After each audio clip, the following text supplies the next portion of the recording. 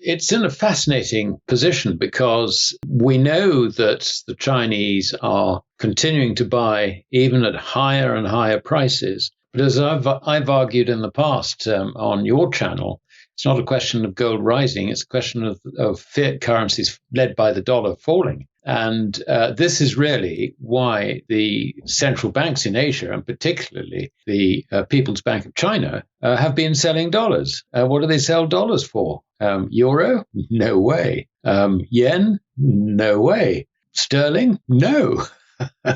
In other words, they're selling for real money, which has no counterparty risk, and they recognize that as gold. So this is why everybody thinks they're buying gold, but in fact what they're doing is selling dollars. Head of research for Goldmoney, Alasdair Macleod, highlights growing gold demand in China, driven by substantial savings and limited alternatives, signaling a bullish outlook for gold prices.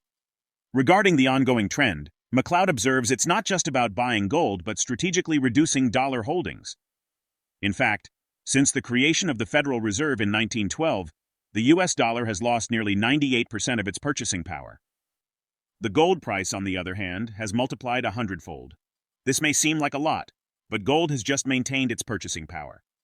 From a technical viewpoint, Macleod predicts that due to limited investment alternatives like property and stocks, Chinese households will increasingly turn to gold accounts and certificates of deposit. This shift, driven by substantial household savings of approximately 35% of the country's GDP, signals a strong future demand for gold in China. The weak Chinese yuan is leading consumers to buy gold with their savings to hedge against currency risks. Last year, China's demand for gold jewelry rose 10% from 2022 to 630 tons acquired, making the country the world's largest buyer of the commodity, according to the World Gold Council. China's demand for gold jewelry softened in the first quarter of this year because of the surge in gold prices, but still held up well, according to the council. These gold accounts allow savers to lock in their savings with returns linked to the gold price. Furthermore, Macleod emphasizes the growing shift towards gold, as seen in the increased demand on the Shanghai Gold Exchange and Shanghai Futures Exchange. Now, we present the clips of Alasdair Macleod's insights from his recent interview with Liberty and Finance. Before we continue to delve into this discussion, please subscribe to our channel and activate the bell icon for timely updates.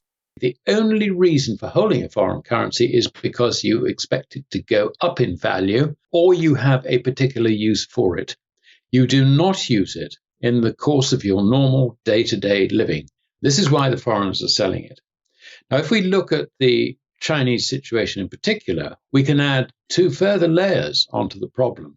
The one is the determination of China and its partners in the Shanghai Cooperation Organization and also BRICS to do away with using the dollar or depending on the dollar for their trade. The trade between them, the purchases of commodities, let's say within their club, their sphere of influence, they want to do away with that. So that's the first thing about it. The second thing in particular is that Chinese nationals cannot hedge out of the Chinese yuan through any other mechanism other than buying gold and silver. Now, this is important because household savings are reckoned to be 35% of China's gross domestic product. That is the equivalent of $6 trillion. That is being saved annually by households. What are the investment alternatives? Well, property. Yesterday's story. You can scrub that one. The stock market.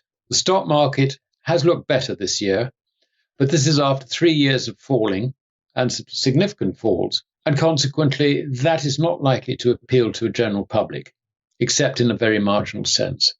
This is why, up until now, what they have been doing is putting their money into what are called certificates of deposit, which in China is a slightly different thing from what we know as certificate of deposit. A Chinese certificate of deposit is basically a savings account offered by a Chinese bank to Chinese savers, which allows them to lock in their savings for up to 3 years at an enhanced interest rate. So that is just about the only investment alternative to property, which is yesterday's story, and stocks, which has very, very limited interest. These banks, however, also offer gold accounts. Now, what this basically means is that any individual who has a figure like 500 or 600 yuan, so we're talking about $75 to $80 equivalent, can open a gold account. Well, that gold account basically will pay him in yuan linked to the gold price. So what does the bank do? Well, the bank, I suppose, can run a fractionally reserved system on the gold accounts, and I'm sure to an extent they do. But I don't think they're going to run a fractionally reserved account system in terms of gold liabilities to the extent that they would with a fiat currency, over which the central bank has some control, considerable control, and can bail banks out if things get difficult. So generally, and particularly when you see the gold price being firm, when you see the demand for gold, not just through these banks, but also through deliveries, or what they call withdrawals from the Shanghai Gold Exchange, and also growing speculative interest on the Shanghai Futures Exchange, you can see that as far as the entire financial system in China, that is now angled towards gold prices, which are going to go higher and higher and higher, driven by this mountain of accumulated household savings, which sees gold as the way of getting out of their own currency. Despite attempts by central banks to lower rates, Alasdair Macleod states the interest rates will remain high due to market concerns over debt and cautious lending by highly leveraged banks. This scenario will likely lead to more business bankruptcies and a grim outlook for major currencies. On Wednesday, Fed Chair Jerome Powell concluded a second day of testimony in Washington, where he said the central bank doesn't need inflation below 2% before cutting rates. Meanwhile, gold has surprised observers this year with record surges, despite high interest rates and persistent inflation, which delayed expectations of a Fed policy shift. Robust central bank purchases, investor haven demand amid geopolitical tensions, and strong buying from Chinese consumers have bolstered prices. Consequently, Macleod views stabilized inflation as unrealistic, given ongoing currency dilution from massive government deficits. He anticipates that any attempt to lower rates could result in even higher rates later. Let's get back to the interview.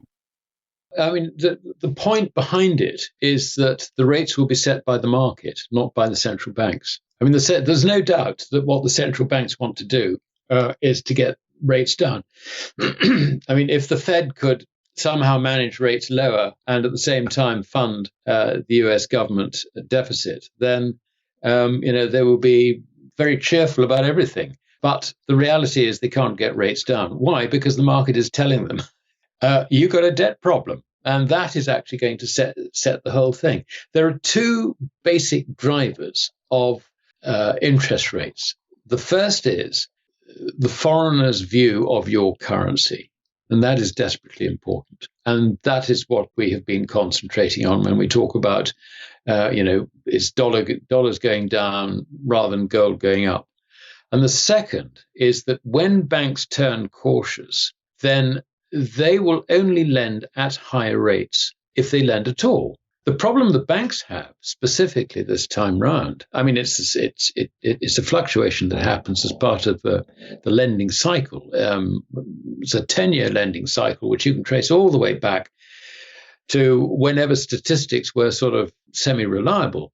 But basically, the banking systems are over-leveraged compared with where they would like to be. I mean, typically, many of the GSIBs, the global systemically important banks in Japan and also in Europe, are up to 20 times leveraged. By that, I mean the relationship between total assets to equity. Now, that sort of leverage basically means that it doesn't take very much in the way of losses on your balance sheet to wipe out your equity. And of course, this is a topic which American investors have been made very much aware of with the commercial real estate situation, where values have collapsed and banks have outstanding loans. And they've got, they were lending as if it was a normal mortgage, sort of 80% loan to value type deal. Yet the values have collapsed to, 30-40% of what they were. So banks have got huge potential losses, which they're finding extremely difficult to deal with. That is, so they're not in the business of lending money cheaply anymore. Yet they realize that if you get higher interest rates, then the zombified economies, which they have been encouraged to finance and have also, walked into, these zombie companies are going to go bust. And even at anything a little lower than current rates, that is a process which is ongoing.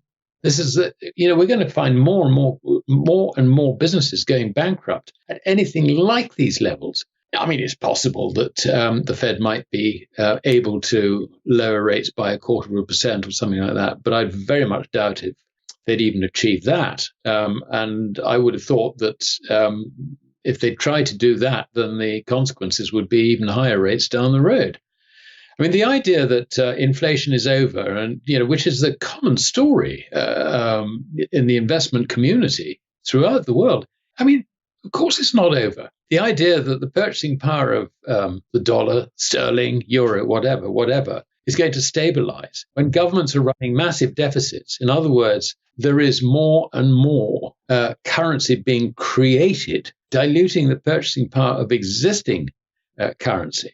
And then on top of that, you've got the subjective value placed on currencies in this situation by foreigners. I mean, there's only one way for this to go. I mean, and it's not good. Gold is generally not prone to big price swings or high volatility, but grows alongside its utility. This means that forecasting future prices of gold for the next 10 years is expected to indicate an increase in value, potentially resulting in profits for those making these predictions. Based on these insights, how do you perceive the role of gold as a hedge against currency risks and inflation in today's economic system? Drop your thoughts in the comments section below. If you find this video informative, don't forget to support our channel and turn on notifications to stay informed about our latest videos. See you in the next video.